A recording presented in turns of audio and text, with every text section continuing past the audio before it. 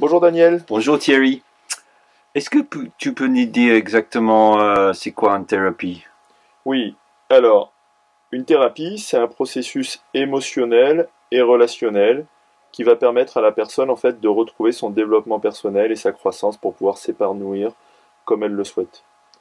Donc, dans la thérapie, vous avez un processus qui est aussi un processus de digestion et de croissance.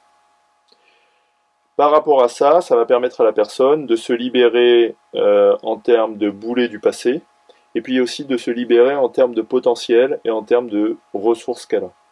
Une thérapie va se baser sur deux leviers. Un levier qui est positif, ça va être des ressources, c'est-à-dire que la personne va développer ses ressources, ses compétences, ses connaissances. Ça va être par exemple à travers l'information, lire des livres, mieux comprendre ce qui se passe sur le cerveau, mieux comprendre comment une personne se construit, mieux comprendre ce que c'est que la confiance. Donc il va y avoir des lectures, il va y avoir aussi des ressources apportées par exemple par des pratiques de relaxation, de visualisation. Ça va plutôt être des choses positives qui vont permettre en fait à la personne de s'enrichir, de se sentir mieux.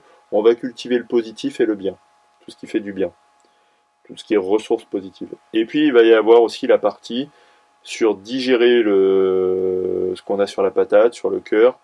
Donc ça va être tout ce qui est travail sur les blessures du passé, le stress, les traumatismes, où là on va plutôt travailler sur des outils donc de désensibilisation de la peur, de digestion des peurs.